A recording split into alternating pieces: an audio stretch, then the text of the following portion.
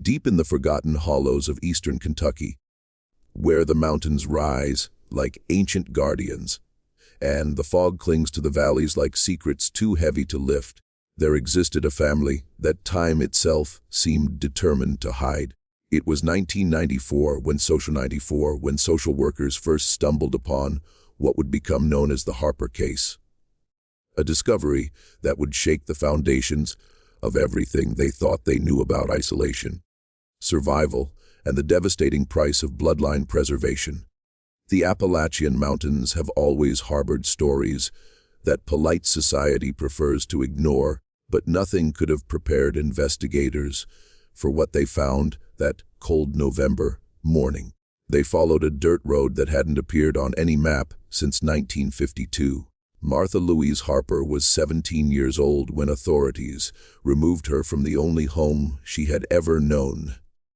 A dilapidated structure barely clinging to the side of Clinch Mountain, accessible only by a treacherous path that wound through dense forest for nearly 3 miles.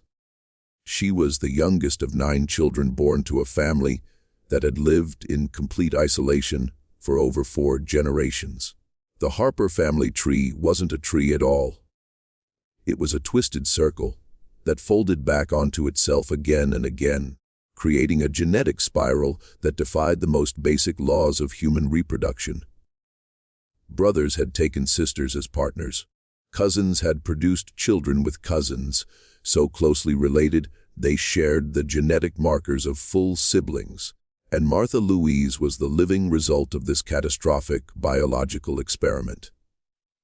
When Dr. Rebecca Thornton, a geneticist from the University of Kentucky, first examined Martha's medical records, her hands trembled. The young woman before her carried genetic abnormalities so severe that her survival into adolescence was in itself a medical anomaly. Her facial features bore the unmistakable signs of what scientists delicately term a high coefficient of inbreeding eyes, set too far apart, a pronounced jaw asymmetry, and ears positioned lower than normal development would allow. But it wasn't just Martha's physical appearance that told the story. It was the documentation that social worker Patricia Mills discovered hidden in the Harper homestead. Journals dating back to 1887, written in fading ink by Martha's great-grandmother Esther Harper, that revealed the intentional nature of their isolation. Esther had written with chilling clarity, "We keep our blood pure. We keep our family close. The world outside brings only corruption and weakness." The Harper family had begun their isolation in the late 1880s when patriarch Josiah Harper moved his wife and 3 children deep into the Appalachian wilderness, fleeing what he called the contamination of outsider blood. According to the journals, Josiah believed that family purity was a divine mandate, that keeping bloodlines clean would create a stronger, more spiritually elevated lineage. What it created instead was a genetic nightmare that would echo through 5 generations. Martha's father, James Earl Harper, was the product of a union between his mother and her own brother. James Earl had in turn taken his first cousin as a wife, a woman who was also his niece through another family connection. Their children, including Martha, carried genetic loads so heavy that 3 of her siblings hadn't survived past infancy, their tiny bodies unable to sustain life with organs that had formed incorrectly in the womb.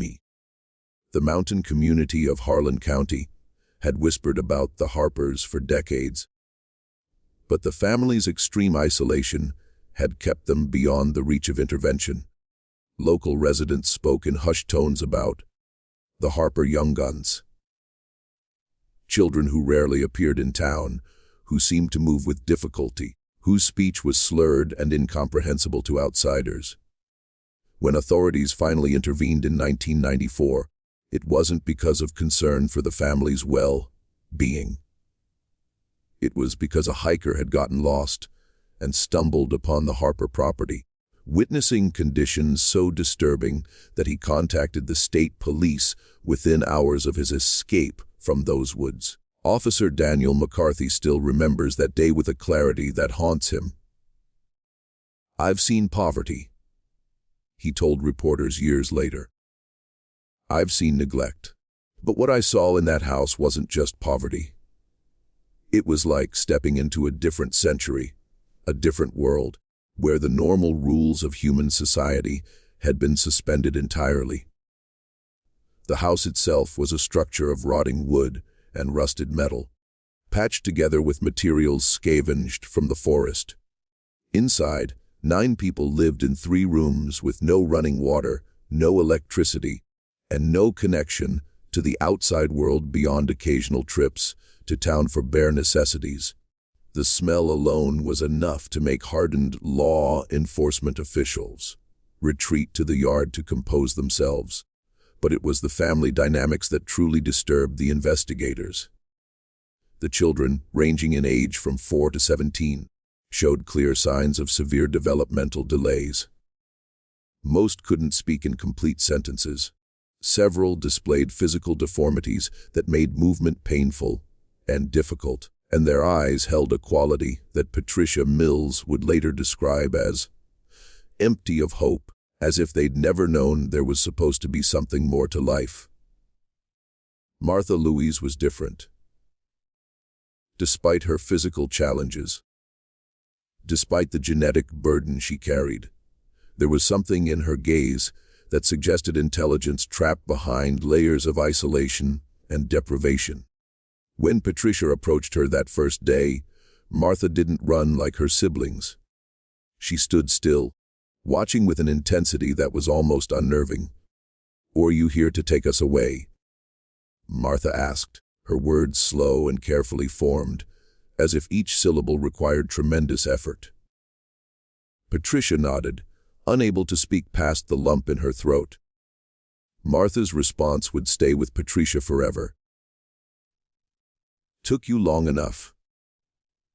The removal of the Harper children from Clinch Mountain marked the beginning of an investigation that would span 3 decades and uncover one of the most extensive cases of multi-generational family isolation in American history. Dr. Thornton's genetic analysis revealed that Martha Louise Harper had a coefficient of inbreeding of 0.38, a number that should have been impossible for a living human being. To put this in perspective, children born to first cousins typically have a coefficient of 0.062225. Children born to siblings have a coefficient of 0.25. Martha's number indicated that her parents were more closely related than full siblings. A genetic relationship so tight that it created a cascade of health problems affecting every system in her body. She had been born with a congenital heart defect that somehow her body had compensated for. Her kidneys functioned at barely 40% capacity. Her bone structure showed abnormalities that caused chronic pain with every movement. And her cognitive development, while remarkably intact given her circumstances, showed deficits in areas that would make integration into normal society extraordinarily difficult. But Martha was one of the lucky ones. Her brother Thomas, age 14 when removed from the home, was blind in one eye and deaf in both ears. Her sister Sarah, age 9, had severe spinal curvature that had gone untreated her entire life, leaving her in constant agony. The youngest child, 4-year-old David, couldn't walk and had the cognitive function of an infant despite his age. The state of Kentucky placed the Harper children in specialized care facilities, separating them for the first time in their lives. The trauma of separation compounded the trauma of their upbringing, and several of the children regressed significantly in those early months, losing what little speech and social skills they had developed. Martha was placed in a group home in Lexington, 200 miles from the only world she had ever known. The transition was devastating. She spent her first 3 weeks refusing to eat, huddled in a corner of her assigned room, rocking back and forth in a motion that caregivers recognized as a self-soothing behavior developed in her years of isolation. Dr. Amanda Richardson, a psychologist specializing in trauma, was assigned to Martha's case. Their first session consisted of 45 minutes of silence, with Martha staring at the wall while Amanda simply sat, offering quiet presence, without demands or expectations. It took 6 months before Martha spoke, more than a few words at a time. When she finally began to share her story, what emerged was a narrative so disturbing that Amanda had to take frequent breaks to compose herself. Martha described a childhood where the concept of individual identity barely existed. In the Harper household, children were not individuals with names and personalities. They were simply the young-uns, interchangeable units whose primary purpose was to continue the family line. Privacy was non-existent. Personal possessions were forbidden, and the notion that one might have desires or dreams, separate from the family's collective existence, was not just discouraged. It was incomprehensible. We didn't know we were different, Martha explained in one session, her words halting but clear. We thought everyone lived like us. Close, together, family only. When Papa told us the outside world was evil, we believed him because we had no reason not to. Papa, James Earl Harper, ruled the household with absolute authority. His word was law. His interpretation of the Bible was gospel. And his belief in the sanctity of bloodline purity was the foundation upon which every decision was made. He selected which siblings would partner with which, determining reproductive pairings with the cold calculation of a livestock breeder. Martha's mother, whose name she knew only as Mama, had given birth to 14 children over the course of 22 years. 9 survived past infancy. Of those 9, 3 would die before reaching adulthood from complications related to their genetic conditions. Mama herself had died when Martha was 12, her body simply giving out after years of malnutrition, repeated pregnancies, and untreated medical conditions. The death of her mother was Martha's first clear memory of questioning the world she lived in. When Mama died, she told Dr. Richardson, Papa didn't cry. He didn't pray. He just said she had served her purpose, and now the older girls would take over her duties. Like she was nothing more than a tool that had broken. That was when Martha began to understand, in some deep and wordless way, that something was terribly wrong with her family. She started paying attention to the way Papa looked at her older sister, Elizabeth, who was 13 at the time. She noticed how he had begun separating Elizabeth from the other children, giving her special instructions, preparing her for what Martha now understood to be her role as the next breeding female in the Harper line. Martha's rebellion, if it could be called that, was small and secret. She began hiding in the woods during the day, climbing trees where no one would think to look for her, creating a private world where she could imagine something different, something beyond the suffocating closeness of family that felt more like a trap than a bond. It was during one of these secret escapes that she encountered the hiker who would ultimately lead to her family's discovery. She had been 15 years old, perched in an oak tree near the edge of the Harper property, when she saw him stumbling through the underbrush. Clearly lost and disoriented, she should have hidden. Papa's rules were absolute, of no contact with outsiders, ever, for any reason. But something in Martha made a different choice. She climbed down from her tree and approached him, pointing the way back to the main trail without speaking a word. The hiker had looked at her with an expression Martha couldn't interpret at the time. Horror mixed with pity, shock mixed with concern. He had asked if she was okay, if she needed help. Martha had run, terrified of what Papa would do if he found out about her transgression. But the hiker had remembered. He had reported what he'd seen as a teenage girl in the middle of nowhere, dressed in clothes that looked homemade and decades out of style, with physical features that suggested serious medical neglect. His report had triggered the investigation that led to that November day in 1994, when Martha's world changed forever. The Harper case attracted national attention in the months following the children's removal. News outlets descended on Harlan County, seeking interviews with anyone who had known about the family's existence. What emerged was a picture of collective denial and willful ignorance that implicated an entire community in the suffering of 9 children. Local residents had known about the Harpers for generations. They had seen the children on rare occasions when James Earl brought them to town for supplies. They had noticed the obvious signs of genetic disorders, the unusual family dynamics, the disturbing isolation, and they had done nothing. "It wasn't our business," one longtime resident told reporters, speaking on condition of anonymity. "Mountain folk value privacy. You don't interfere in another family's affairs, especially not the Harpers." There were stories about that family going back generations.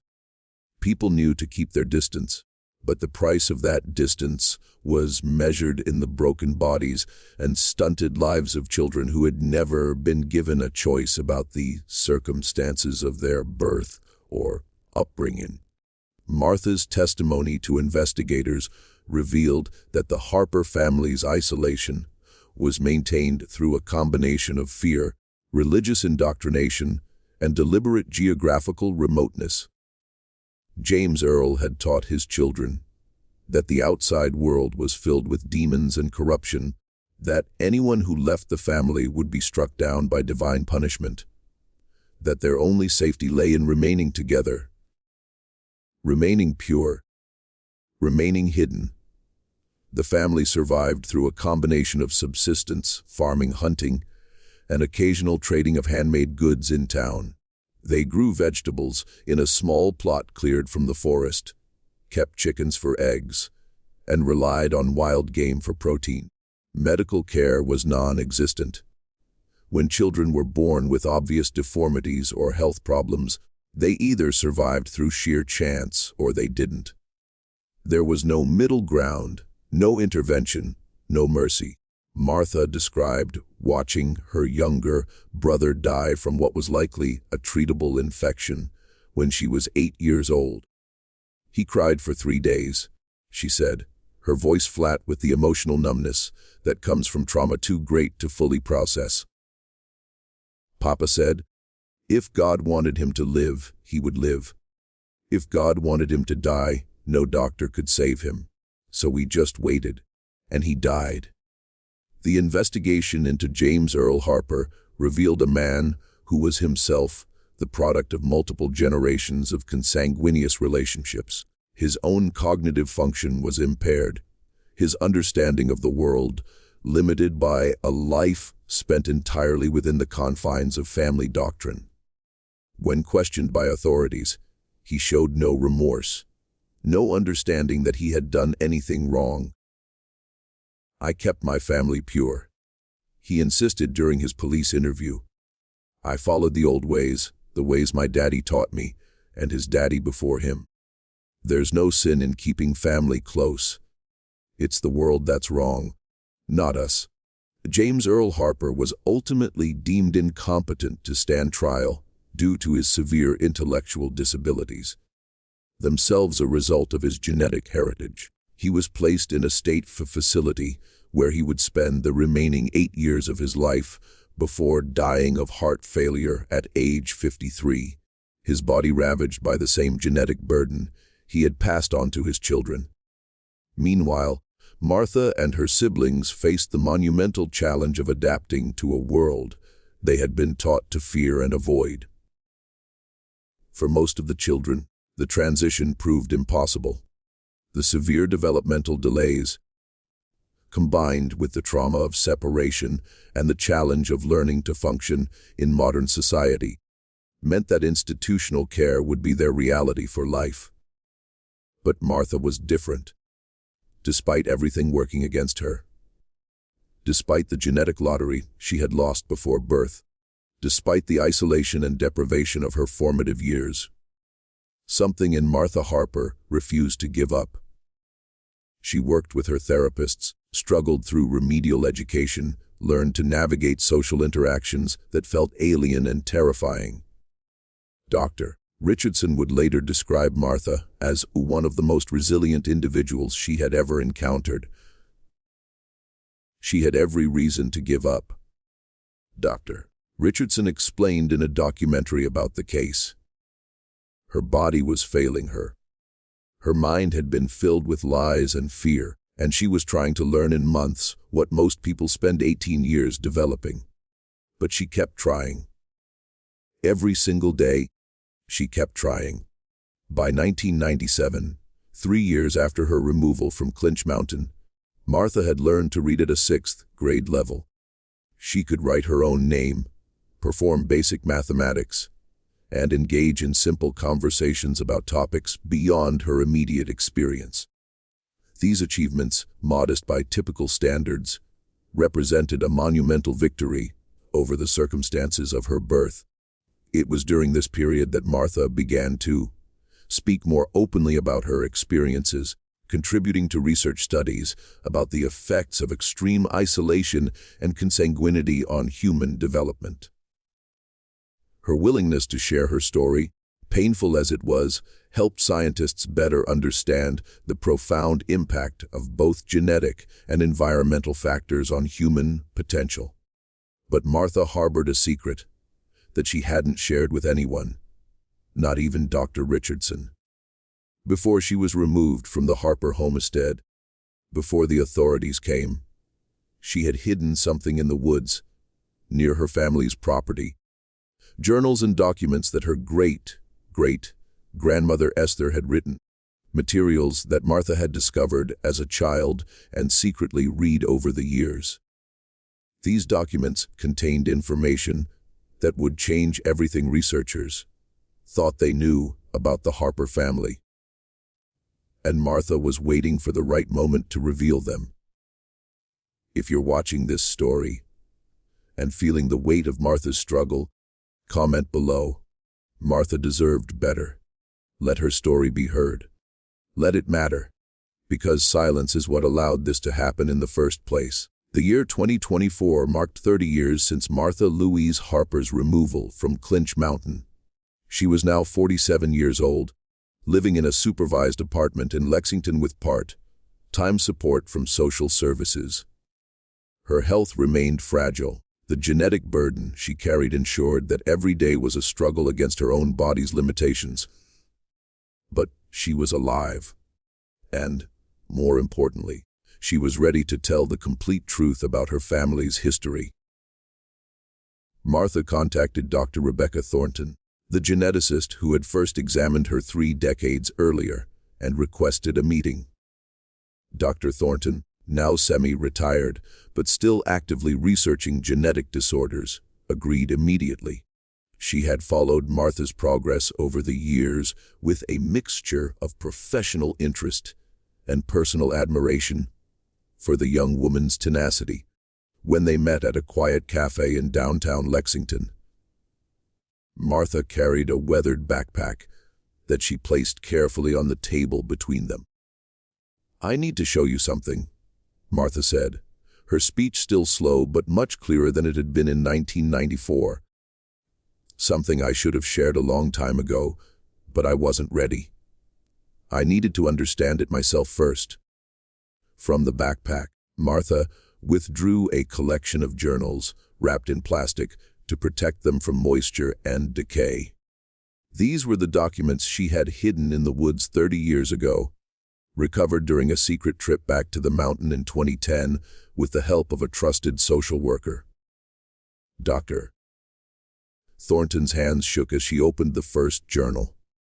The pages were filled with neat, cramped handwriting, Esther Harper's account of the family's deliberate descent into isolation and consanguinity, written between 1887 and 1923. What the journals revealed was shocking. Not because it showed intentional bloodline preservation, Researchers had already surmised that. But because it showed that Esther Harper had understood exactly what she was doing, she hadn't been ignorant of genetics or the dangers of consanguineous reproduction. She had been educated, literate, and well-informed about the biological risks of her choices. Esther wrote about reading scientific papers on heredity and genetics in the 1890s, about understanding Mendel's laws of inheritance, about knowing that the path she was choosing for her family would lead to physical and cognitive decline. And she had chosen it anyway, driven by a fanatical belief that spiritual purity outweighed physical health, that keeping the family bloodline uncontaminated by outsiders was worth any price, even the suffering of her own descendants. I know what the scientists say, Esther had written in 1902. I know they warn against close breeding, against family unions. But they measure only the body, not the soul. What good is physical health if the spirit is corrupted by foreign blood? My grandchildren may be weak in body, but they will be strong in faith, pure in purpose, untainted by the world's poison. Dr. Thornton felt sick reading these words.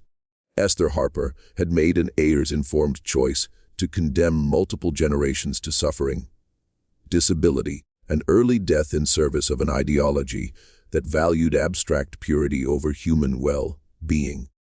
It was a level of calculated cruelty that made the case even more disturbing than researchers had initially believed. But the journals contained more than just Esther's rationale. They contained detailed family trees, documentation of every birth, every union, every death over 4 generations. They contained medical observations about the declining health of successive generations, descriptions of children born with severe deformities who died within days or weeks, accounts of pregnancies that ended in stillbirth or miscarriage as the genetic load became too heavy to sustain. Esther had documented everything with the detached precision of a scientist conducting an experiment, even as the subjects of that experiment were her own children, grandchildren, and great-grandchildren. She had watched the Harper bloodline deteriorate over decades and considered it a worthy sacrifice for ideological purity. Martha had spent years reading these journals, trying to understand the woman whose choices had determined the trajectory of her life before she was even born. I used to hate her, Martha told Dr. Thornton. I used to think she was evil, that she destroyed my life and the lives of everyone in my family. But the more I read, the more I realized she was sick. Not physically sick, mentally sick. She'd convinced herself that she was doing something noble, something important. She never saw us as people. We were just pieces in her experiment. The revelation of these journals prompted a renewed investigation into the Harper case.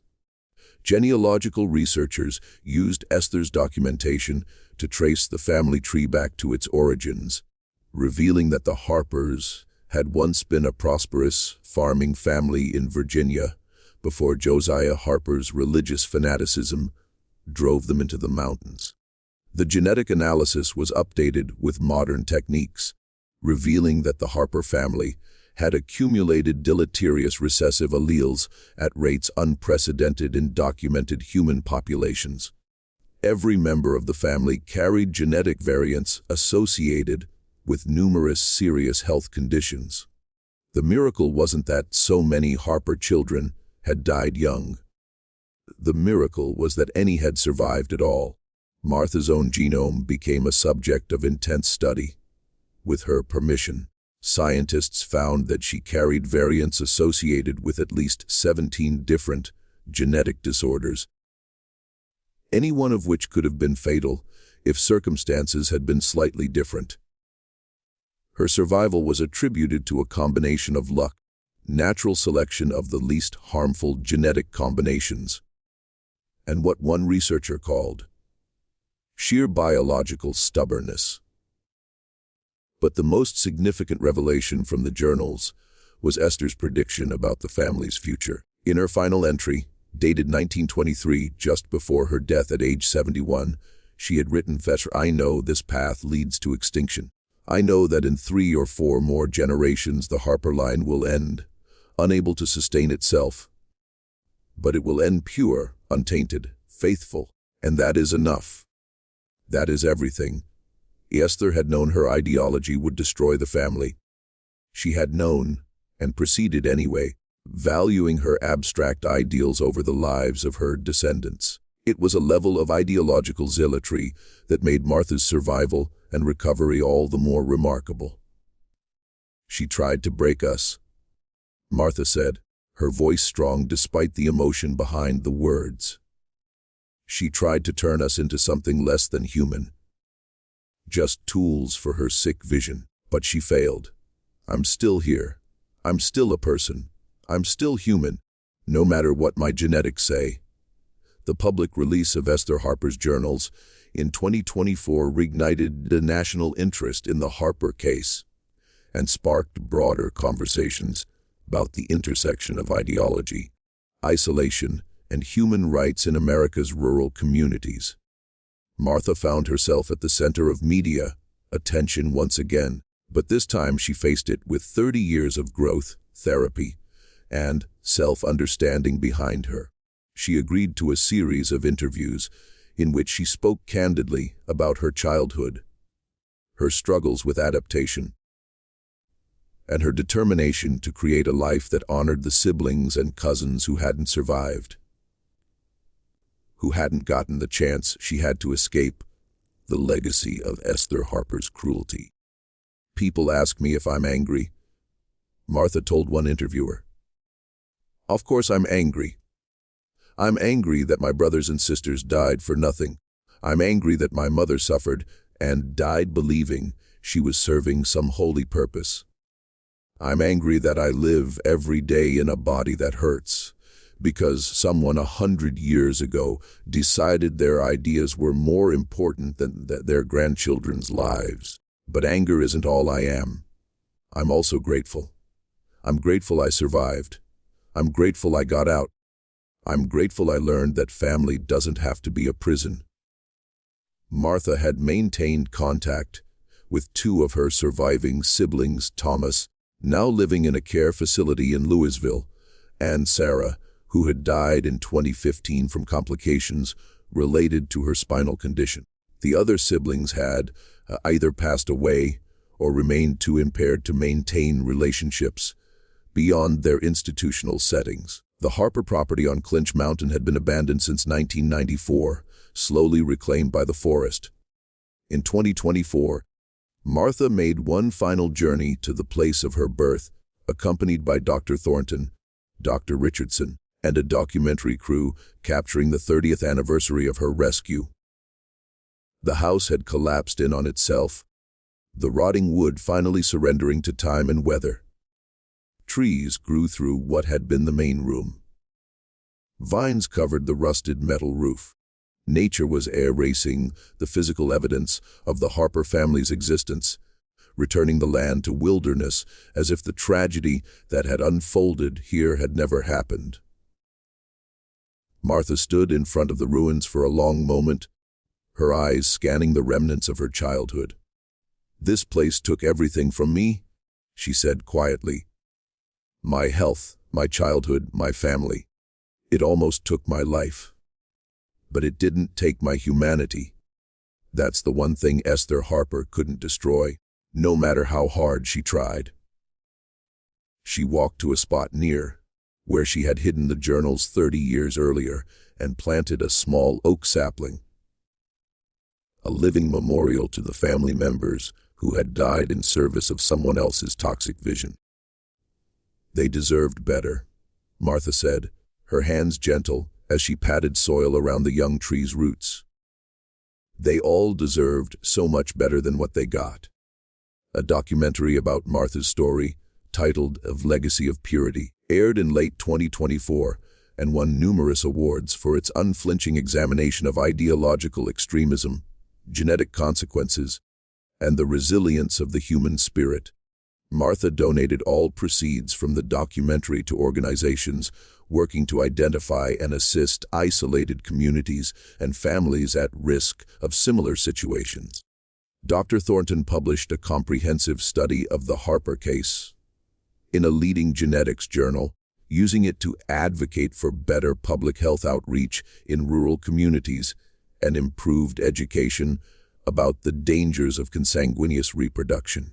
The study became one of the most cited papers in the field, influencing policy and practice regarding genetic counseling in isolated populations. Dr. Richardson wrote a book about trauma recovery, using Martha's journey as the central case study, demonstrating that even the most severe developmental and psychological damage can be partially overcome with appropriate support, time, and the individual's own determination to heal.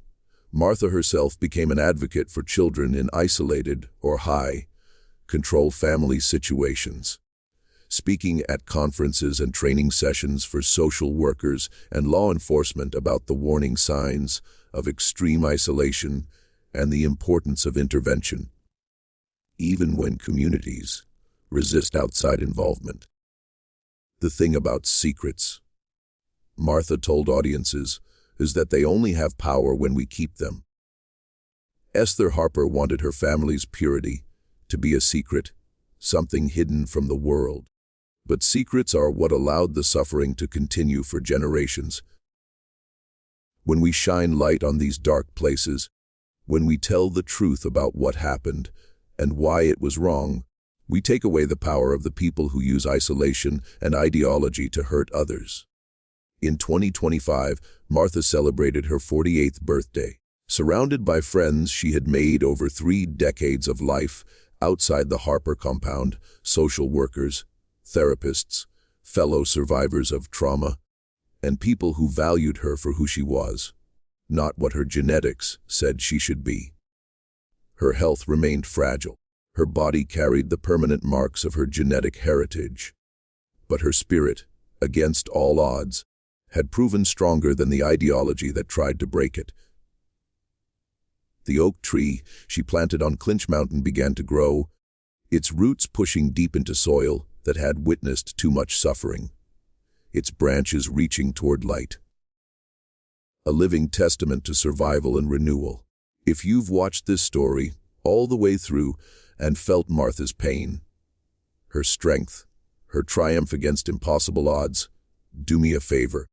Subscribe to this channel so we can continue revealing the stories that history tried to bury, the truths that challenge everything we think we know about family, faith, and human resilience.